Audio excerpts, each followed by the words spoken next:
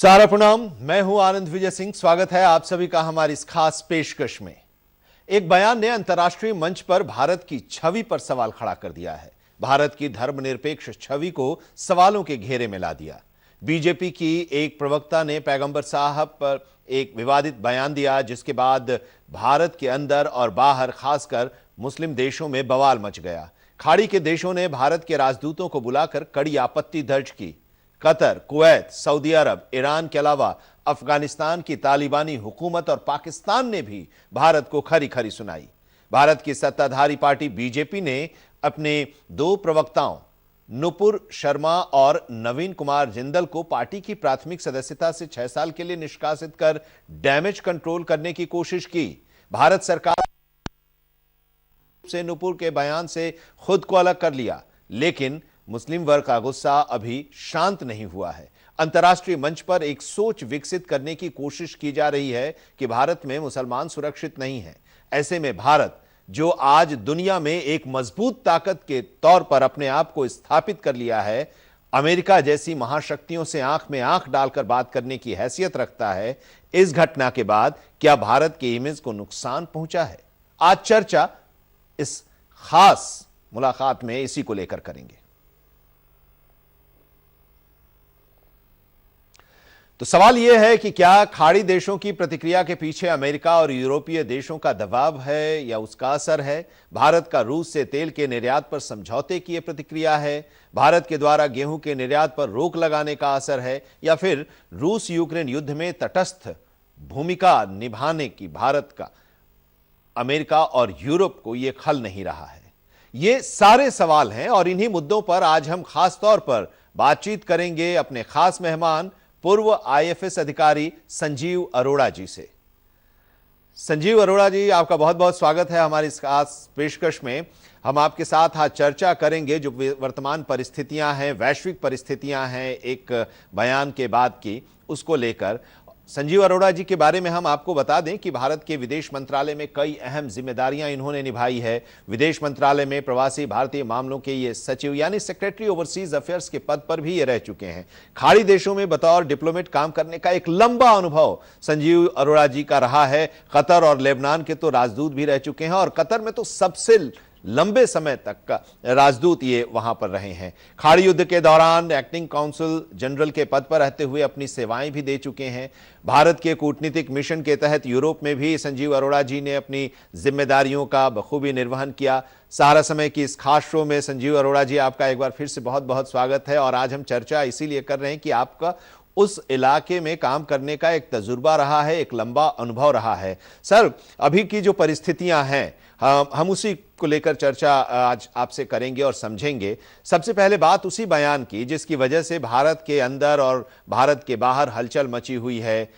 एक बयान आया बीजेपी की प्रवक्ता रही नुपुर शर्मा के द्वारा, वो विवादित बयान जिसको लेकर जिस तरह से खाड़ी के देशों में और खास करके अगर हम कतर की बात करें तो कतर में नाराजगी के बाद विभिन्न देशों ने राजदूत यानी भारतीय राजदूत को तलब कर अपनी नाराजगी जताई। उसके बाद अब इस पूरे वाकये को आप किस तरह से देखते हैं? आपकी हम शुरुआत इसी से आज की इस चर्चा की करना चाहते हैं। सर,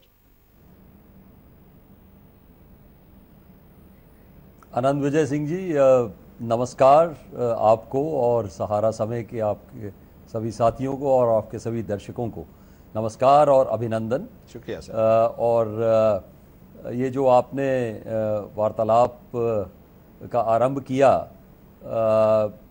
ये जो भारतीय जनता पार्टी के दो प्रवक्ता, उनके बयानों से ये काफ़ी एक हमारे देश में और विदेशों में भी बहुत चर्चा हुई और बहुत खलबली मची, मुझे कहना चाहिए।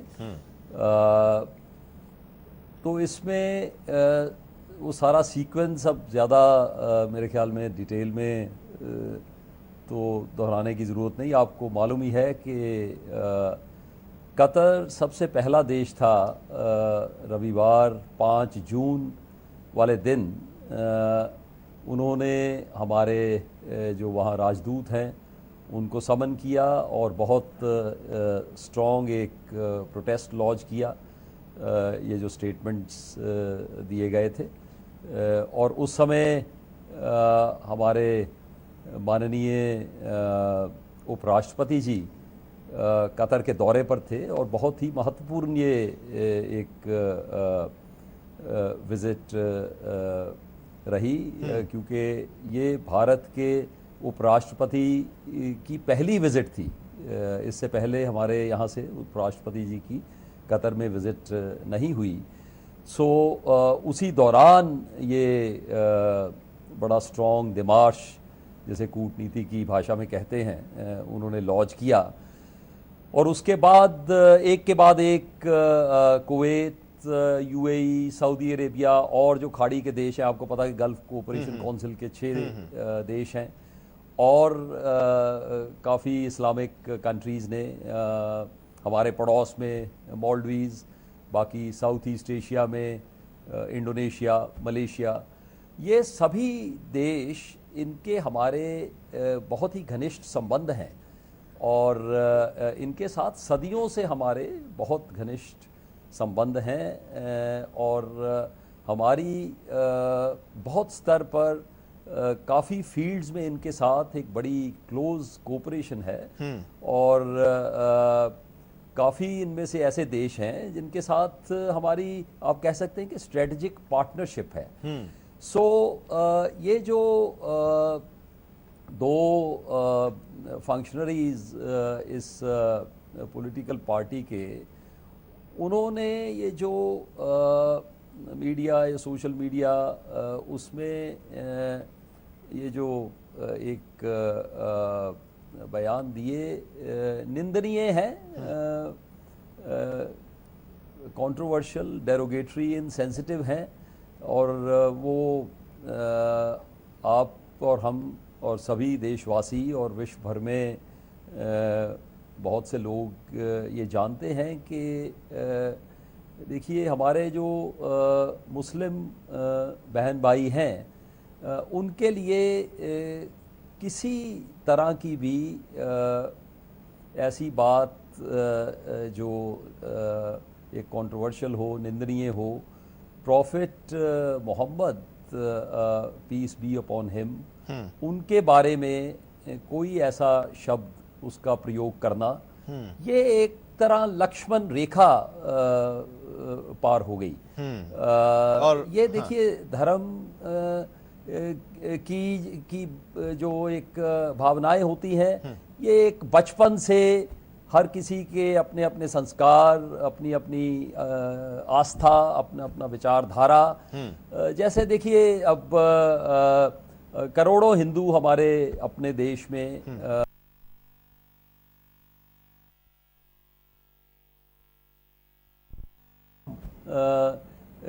की बात करते हैं, तो हम कहते हैं कि मर्यादा पुरुषोत्तम भगवान श्री राम हमारे रोम रोम में बसे हैं। तो इसी प्रकार हर धर्म का एक अपना विश्वास है, एक अपनी आस्था और संस्कार है।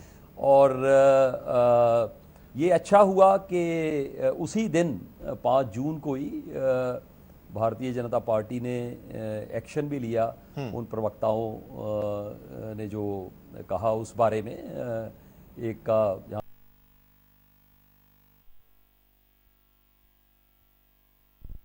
करेंगे, चर्चा करेंगे, लेकिन सर एक आपका आर्टिकल हमने पढ़ा, Qatar protest was a setback for Indian diplomacy, India Qatar and 5 June of June. पूरी स्थिति का आपने बड़ी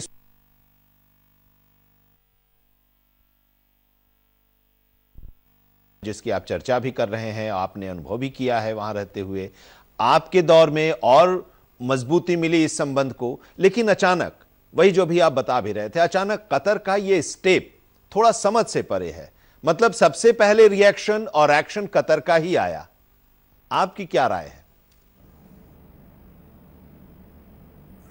हाँ, मैं आपका आभारी हूं कि आपने जो आज के ट्रिब्यून में मेरा आर्टिकल पब्लिश हुआ, उसको आपने पढ़ा, और उसमें मेरा प्रयास यही रहा कि ये जो कतर का एक्शन और भी जो हमारे फ्रेंडली कंट्रीज़ का एक्शन जो मैंने पहले कहा, उसका एक गंभीरतापूर्वक मैंने प्रयास किया कि उसका विश्लेषण किया जाए। सो मेन इसमें यह है कि हमें ये एक चिंतन और मंथन सभी को करना है, सरकार में, विशेष तौर पर हमारे विदेश मंत्रालय में, और हम सभी को, भारतीय नागरिकों को ये सोचना है, चिंतन मंथन करना है कि ये क्यों हुआ, कि इतनी हमारी स्ट्रेटेजिक पार्टनरशिप, उसके बाद एक मित्र, इतना घनिष्ठ मित्र, वो ऐसा एक्शन क्यों ले रहा है। मैंने उसमें प्रयास किया। मेरा उसका जो टाइटल दिया मैंने आर्टिकल का, India Qatar and the 5th of जून, वो मैंने देखा आज अखबार में उन्होंने टाइटल कुछ मुझसे पूछे बिना अपने आप चेंज कर दिया, लेकिन ये अभी एक मैसेज आया कि उन्होंने ऑनलाइन वो उसको, मैंने उनको बताया कि आपने अपने आप इसका कर दिया। तो वो 5th of जून मैंने इसलिए लिखा क्योंकि देखिए संडे 5th जून ये हाल ही में घटना हुई, प्रोटेस्ट किया उसी दिन, और वो भी इत्तेफाक की बात है रविवार ही था, रविवार 5 जून 2016, 6 साल पहले माननीय प्रधानमंत्री श्री नरेंद्र मोदी जी की बहुत ही महत्वपूर्ण कतर की यात्रा थी। वो वहाँ स्टेट विजिट पर थे, 4 शाम को पहुँचे थे, और पहुँचते ही उन्होंने भारतीय श्रमिक हैं वहाँ हमारे काफ़ी वर्कर्स, उनसे भेंट की, और next day state visit with full state honours, his highness the Amir of Qatar Sheikh Tamim, उन्होंने भव्य स्वागत किया अमीरी दीवान में। तो मैंने कहा देखो ये एक कितनी एक आयरनी है, एक के 5 जून साल पहले, 5 जून ये अब, तो कितना एक बड़ा कंट्रास्ट हो गया हमारे दो देशों के रिलेशनशिप में। लेकिन मुझे विश्वास है कि ये हमारी जो मित्रता, हमारी जो कोऑपरेशन म्यूचुअली बेनिफिशियल दोनों देशों के लिए, और इसी प्रकार से भारत की जो मित्रता, हमारी कोऑपरेशन और भी काफ़ी देश जिनका कुछ कर मैंने नाम भी लिया, उन सब से बढ़ती रहेगी। लेकिन सर अब ये भी है कि इन बातों का एक, जी सर, एक ये भी है कि ऐसे में अब एक प्रश्न ये भी है कि विदेश मंत्रालय क्या इस पूरे सिचुएशन को समझने में या उसे एंटिसिपेट करने में चूक गया, समय रहते वो नहीं कर पाया? ये प्रश्न हम आपसे इसलिए भी पूछ रहे हैं क्योंकि आप एक डिप्लोमेट के तौर पर लंबे समय तक अरब के देशों में अपनी सेवाएं दी हैं, उस दौरान भी ऐसी परिस्थितियां आई होंगी आपके सामने। तो इस तरह के सिचुएशन में क्या स्विफ्ट डिप्लोमेसी की आवश्यकता होती है? आनंद जी, भारतीय विदेश सेवा ये एक बड़े गर्व की बात है, बहुत हर्ष की, कि दुनिया की जो सबसे बेहतरीन डिप्लोमेटिक सर्विसेज उनमें से मानी जाती है विश्व भर में। इस पर बहुत सराहना है और सहमति है जो मैं कह रहा हूँ। कुछ सिचुएशंस आप ठीक कह रहे हैं ऐसी होती हैं कि जिनमें एक जिसे कहते हैं स्पीड ऑफ एक्शन, और यहाँ दिल्ली में हमारे विदेश मंत्रालय के हेडक्वार्टर्स में, राजदूतावास, खास तौर पर जो हमारे राजदूत हैं अलग अलग देशों में, उनकी तरफ से एक बहुत ही स्विफ्ट, बहुत फास्ट जिसे कहते हैं, तेजी से, हाँ, एक एक्शन और उसका विश्लेषण। कई बार यह भी हो जाता है, मुझे लगता है कि मतलब मैं सादर सहित कहना चाहूँगा कि विदेश मंत्रालय में कुछ मुझे ऐसा लगता है कि जो करंट लीडरशिप है, मतलब को बहुत ज़्यादा एक जैसे कहते हैं कैंडिड और ब्रॉड बेस्ड वे में कुछ काफ़ी विषयों पर विश्लेषण और चिंतन और मंथन नहीं हो रहा। मैं आशा करता हूं कि मेरा इंप्रेशन गलत हो, लेकिन काफ़ी समय से मतलब मैं सोच विचार करके ये टिप्पणी या ये एक बड़े पूर्वक कह रहा हूँ। और अब जैसे ये सिचुएशन है, यू सी, इसमें सारा ज्ञान, सारी एक्सपर्टीज नहीं, एक मंत्रालय ये सोचे कि हम भूतपूर्व देशों में रहे हैं या और जो हमारे विशेषज्ञ हैं उनसे हम सोच विचार ना करें, उनसे एक ऐसी कंसल्टेशंस इन विषयों पर करना हमारे थिंक टैंक्स में, हमारी यूनिवर्सिटीज़ में जो भूतपूर्व उच्च अधिकारी और अधिकारी रह चुके हैं अलग अलग देशों में, जिनका एक बहुत स्पेशलाइजेशन है, तो एक ब्रॉड बेस्ड कंसल्टेशंस एक एनकरेज होनी चाहिए। उसी से हमारे महान देश के जो इंटरेस्ट्स हैं और भी ज्यादा से ज्यादा विश्व में बिल्कुल बिल्कुल ये ही है। और इसी से जुड़ा ये भी सवाल है कि अरब देशों के साथ और इसमें देखिए, अब जैसे वहाँ कतर में हमारी इतनी बड़ी संख्या में प्रवासी भारतीय हैं, उसी उनकी टोटल आबादी है 24-25 लाख, उसमें से 7 लाख से ऊपर हमारे भारतीय हैं। सो 100 से ऊपर, जहां तक मुझे याद है 100 से ऊपर हमारी सोशियो कल्चरल ऑर्गेनाइजेशंस हैं, और वो सभी वहां they function under the umbrella और under the guidance and auspicious of the Indian embassy in Doha. So एक स्विफ्टली फौरन अगर उनकी तरफ से कुछ पब्लिक स्टेटमेंट्स हो जाते, और ये जो खाड़ी के देश हैं खासतौर पे, इनमें हमारे राजदूत, हर चीज ये जरूरी नहीं होता कि समय नहीं होता कि ओवरऑल एक पॉलिसी जो है उसका इम्पैक्ट, ये सिचुएशन नहीं आती। बिल्कुल इसी से जुड़ा ये भी सवाल है सर कि अरब के देशों के साथ भारत के संबंधों को देखते हुए भी हम आपसे जरूर ये कि क्या आपका एक्सपीरियंस, क्योंकि कतर समेत खाड़ी के जो तमाम देश, हम लोग इसकी चर्चा भी कर रहे थे कि वहां पर बड़ी संख्या में लोग रहते हैं और 85 लाख ऐसे लोगों की तादाद है। ये बात आप स्वीकार भी कर रहे हैं, कह रहे हैं कि तो उनको लेकर क्या कोई नुकसान। एक छोटा सा रिएक्शन हम आपसे इस पर चाहेंगे और उसके बाद हम आपसे यह भी समझेंगे सर कि जो विवाद है, उस विवाद को बढ़ता हुआ देखकर जिस तरह से सरकार ने अपने इस पूरे मामले पर प्रतिक्रिया, उसके बाद इस तरह के बयानों से खुद को अलग किया, तो क्या अब आप ये मानते हैं कि भारत के प्रति कतर के अलावा खाड़ी के अन्य देशों की नाराजगी अब दूर हो गई है? आनंद जी, हमारे प्रवासी भारतीयों की संख्या काफ़ी है खाड़ी के देशों में, लगभग 85 लाख जिसे कहते हैं 8.5 मिलियन है। कतर की फिगर तो मैंने आपको दी, और सऊदी अरेबिया और यूएई में तो और भी बहुत भारी संख्या में है। सऊदी अरेबिया में 31-32 है। और आपको मालूम है कि देखिए, विश्व भर से हमें को $85 बिलियन के आसपास जो एक एनुअल रिमिटेंस आती है, उसमें एक 35-40% के आसपास ये खाड़ी के देशों से हमारे प्रवासी भेजते हैं। हमारे बहुत लेवल पर काफ़ी में कोऑपरेशन से, जैसे हम LNG इंपोर्ट करते हैं, जो हमारा टोटल आयात है LNG का, उसमें लगभग 55% 60% इंपोर्ट करते हैं। इन्वेस्टमेंट्स का बहुत पोटेंशियल है और हो भी रहा है।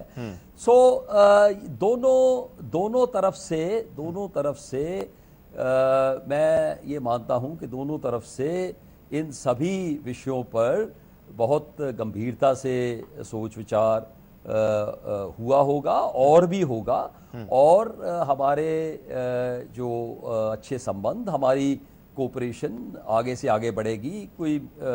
मैं मानता हूं कि हमारे प्रवासियों के लिए कोई चिंता का विषय नहीं है। बस यही है कि हमें सबसे अवश्य यही है कि हर नागरिक को हमारे देश में, किसी भी समुदाय का हो, ये एक बहुत ध्यान रखना है कि कोई भी स्टेटमेंट देने से पहले अच्छी तरह सोच विचार, गंभीरता से उसका इंटरनेशनल इसमें सभी का स्टेज पर भी उसका इम्पैक्ट पड़ता है। बिल्कुल। अब सवाल अब यह है सर कि एक परसेप्शन ये भी बन रहा है कि 5 जून के बाद भारत ने कतर ने अपनी आपत्ति दर्ज कराई और उसके बाद भारत ने एक्शन लिया अपने प्रवक्ता के खिलाफ, उसे पार्टी से निकाला। तो अब एक परसेप्शन ये बन रहा है कि इस्लामी कंट्रीज के सामने भारत को झुकना पड़ा, ये एक परसेप्शन बन रहा है। और कुछ खास लोग हैं जो ये एक भारत की तस्वीर पेश करने में जुटे हैं कि भारत में मुसलमान सुरक्षित नहीं है। पहली आपने बात की कि ये झुकना पड़ा, मैं बिल्कुल इससे सहमत नहीं हूं। मित्रों में एक भेदभाव हो जाना, और इस विषय में जैसे हमारी पहले वार्तालाप आपसे हुई कि एक बहुत ही स्ट्रॉन्ग रीजंस, क्योंकि एक रेड लाइन क्रॉस कर दी वो जो स्टेटमेंट्स हुए, तो उसके वो झुकने का या ना झुकने का वो ऐसे प्रश्न नहीं होते कूटनीति में। और जो एक जीवन की मित्रताएं होती हैं उनमें भी नहीं होते। मैं आपको एक उदाहरण देता हूं, आपने मुझे पहले भी पूछा कि जब मैं था इन देशों में तो कोई आप उदाहरण दें। देखिए ये 15 मई 2014 की बात है। आपको याद होगा कि 2014 के जो हमारे नेशनल जनरल इलेक्शंस हुए, तो 16 मई को जो वोटों की गिनती, पूरी बैलेट काउंटिंग का दिन था, और काफी एग्जिट पोल्स वगैरह जो 1-2 दिन पहले आते हैं, वो ये था कि वो अपनी पार्टी को बहुत विजय की तरफ लेके जा रहे हैं। तो ये गल्फ टाइम्स एक कतर का अंग्रेजी में सबसे ज्यादा मोस्ट वाइडली सर्कुलेटेड डेली है। और ये जनरली, मेरा वहाँ ये अनुभव रहा कि जनरली ये बड़ा एक बैलेंस्ड सा न्यूज़पेपर है। लेकिन ये 15 मई 2014 जब अखबार देखा तो इसमें उन्होंने एडिटोरियल लिखा हुआ था। यू सी, मतलब जब हमने पढ़ा तो एक बहुत ही दुख हुआ, बड़ा शौक हुआ कि ये क्या लिख दिया। Will modified India be a better place after the elections. So मैंने एक दो वेरी वेरी क्विकली जो मेरे 1-2 कुलीग्स, उनसे थोड़ा विचार विमर्श किया। लेकिन मुझे ये लगा कि इसमें एकदम तुरंत एक एक्शन लेना चाहिए। और मैंने ये भी सोचा कि ये अगर मैं दिल्ली से ये इसके बारे में सोच विचार करूंगा तो उसमें समय बहुत लग जाएगा। जी जी। सो मैंने इमीडिएटली अपने पीएस मिस्टर दिलशाद अहमद, बहुत ही फास्ट टाइपिंग करते थे, बहुत प्रोफिशिएंट ऑफिसर, तो मैंने उनको बुलाया। मैंने इसका रिजॉइंडर, एक letter to the editor dictate करवाया। और उसमें मैंने कहा, समय नहीं है, मैं पूरा नहीं पढ़ूंगा। जी जी। ये अगले दिन सुबह गल्फ न्यूज ने पब्लिश किया, let us celebrate achievements of India's democracy. मैंने कहा, at a time when India and her 1.2 billion people are being congratulated by peoples and leaders around the world for the successful completion of the voting process in the world's largest democracy, it is deplorable that your esteemed newspaper has engaged in wanton India bashing and character assassination of Shri Narendra Modi, and so on. Then I spoke of our country's, our great country's pluralistic and inclusive ethos and so on. So ये उनके editor in chief दरवेश अहमद, तुरंत मैंने उनको ये भेजा और उन्होंने इसको बिल्कुल एग्जैक्टली एक भी उसमें शब्द, एक कॉमा, फुल स्टॉप भी चेंज किए बिना नेक्स्ट डे इसीलिए सर प्रोमिनेंटली एडिटोरियल पेज पर पब्लिश हुआ। इसीलिए सर अब बातें अब आगे और बढ़ती जा रही हैं। और अब हम लोग तो बात कर रहे हैं बाहर की, गल्फ कंट्रीज के रिएक्शन की बात कर रहे हैं, दूसरे देशों के रिएक्शन की बात कर रहे हैं, लेकिन हमारे देश के अंदर भी इस तरह के रिएक्शंस आ रहे हैं। कुछ पॉलिटिकल लीडर्स इस तरह के ट्वीट कर रहे हैं। अब एक ट्वीट राहुल गांधी का आया, divided internally India becomes week externally. BJP's shameful bigotry has not only isolated us but also damaged India's standing globally. अंदर से विभाजित भारत बाहरी रूप से कमजोर हो जाता है। बीजेपी की शर्मनाक कट्टरता ने न केवल हमें अलग थलग कर दिया बल्कि विश्व स्तर पर भारत की छवि को नुकसान भी पहुंचा। इस तरह की चीजें आ रही हैं तो जाहिर सी बात है कि जो दूसरे देशों में जो इस्लामिक कंट्रीज हैं उन लोगों को और इससे उनकी बातों को और दमदार ढंग से वो अपने भारत के ऊपर दबाव बनाने की कोशिश करेंगे, इसीलिए हम चर्चा भी कर रहे हैं। तो अब ऐसे में हम आपसे जरा समझना चाहेंगे, वक्त भी अब हो चला है, कि क्या इसका आने वाले समय में इम्पैक्ट पड़ेगा जो ये इस बयान के बाद अरब कंट्रीज ने जो रिएक्शन दिखाया है, दूरगामी क्या परिणाम पड़ सकते हैं?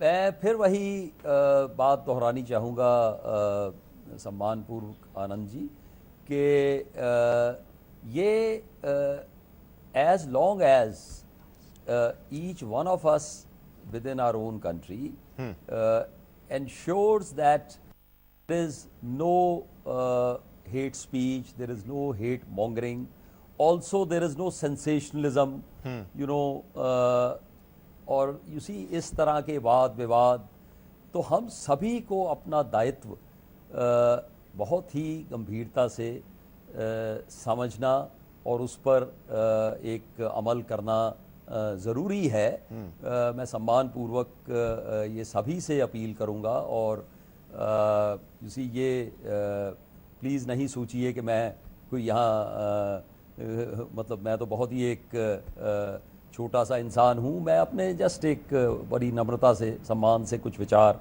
आपके सामने, आपके दर्शकों के सामने रख रहा हूँ। और एक बहुत हमारा महान देश है, वसुधैव कुटुंबकम की हमारी संस्कृति है। सो इसमें सभी वर्गों के, सभी समुदाय के, सभी धर्मों के लोग हमेशा मिलजुल के एक बहुत अच्छी तरह रहते रहे हैं और मुझे पूर्ण विश्वास है कि ऐसे ही आगे से आगे एक हमारा समाज और हमारा देश आगे से आगे और उन्नति करेगा। सो कोई अलार्मिस्ट होने या कोई ऐसा नहीं है, लेकिन जो मैंने एक निवेदन किया कि हम सबको सभी को भी कह रहा था कि देखिए अब जैसे उन्होंने नुपुर शर्मा जी ने खेद भी व्यक्त किया और उसके बाद कुछ मैंने देखा रिपोर्ट्स के यू सी एक कुछ हिंसा की बातें कुछ लोगों ने की। तो कोई भी ऐसी गैर कानूनी बात, हमारा देश का संविधान बहुत महान संविधान है, सभी को एक फ्रीडम ऑफ एक्सप्रेशन, लेकिन साथ साथ सभी का एक दायित्व भी है बहुत जी। यू सी हमारी ड्यूटीज़ भी हैं। तो you see equality, freedom, justice, so जो कानूनी कार्रवाई है वो होगी जहाँ जहाँ होनी है, और कोई भी ऐसी हिंसात्मक बात करनी, निंदनीय बात करनी, उस पर ज़रूर कार्रवाई होनी चाहिए और वो होगी भी। और हमारे इन देशों से संबंध मुझे विश्वास है और आगे से आगे अवश्य बढ़ेंगे। बिल्कुल, और हम यही उम्मीद कर रहे हैं कि जो एक संबंध बना उसमें और मजबूती आई, और आप जब उस इलाके में थे तब और उसमें मजबूती आई। आप एक अनुभव के आधार पर अपना सजेशन लगातार दे रहे हैं, और हम लोगों ने चर्चा इसीलिए की क्योंकि जो आपका आर्टिकल है उसमें आपने उस एक्सपीरियंस को भी दर्ज किया और आपने नई दिल्ली ने आपके सजेशन को एक्सेप्ट किया था। आपने ये भी उसमें उस बातें लिखी हैं, और शायद इसीलिए जो सजेशन आप दे रहे हैं, हम उम्मीद ये कर रहे हैं कि वो लोग भी देख रहे होंगे जो वर्तमान में आज वहाँ पर राजनयिक हैं, पीएमओ है, वो देख रहा होगा। और आपके इस सजेशन के साथ जिन लोगों का वहाँ पर एक्सपीरियंस रहा है काम करने का, उन लोगों के साथ भी ज़रूर विचार विमर्श करना चाहिए। ये आपने भी जो कहा है बहुत अच्छी राय आपने दी है, और इसीलिए पूरे रीजन को आप समझते आ रहे हैं, वहाँ की राजनीतिक शक्ति और कूटनीतिक चाल को बेहतर ढंग से समझते हैं, और इसी की वजह से हम लोग आज इस वहाँ की परिस्थिति को लेकर चर्चा भी कर रहे थे। बहुत बहुत शुक्रिया सर हमारे साथ जुड़ने के लिए। और अभी की जो स्थिति है, और ऐसा लग रहा था कि खाड़ी के देशों के साथ, अरब कंट्रीज़ के साथ तनाव की स्थिति हो जाएगी, लेकिन धीरे धीरे वो माइल्ड हो रहा है और जगह पर भी सब बातें आ जाएंगी। और आप भी आशान्वित हैं कि ऐसा कुछ नहीं होगा। जो संबंध मजबूती के साथ पहले से रहा है वो आगे भी रहेगा। इसी उम्मीद और विश्वास के साथ कि जो आपने सजेशन दिया है उस पर भी भारत सरकार को और विदेश मंत्रालय को भी जरूर ध्यान देना चाहिए। शुक्रिया सर एक बार फिर से हमारे साथ इस चर्चा में जुड़ने के लिए, खास मुलाकात का अंग बनने के लिए। संजीव अरोड़ा जी, आपका बहुत बहुत शुक्रिया। बहुत बहुत धन्यवाद आनंद जी। तो आज की इस खास पेशकश में इतना ही, लेकिन आप जुड़े रहिए सहारा समय के साथ, जहां खबरें लगातार जारी हैं। सहारा अपना।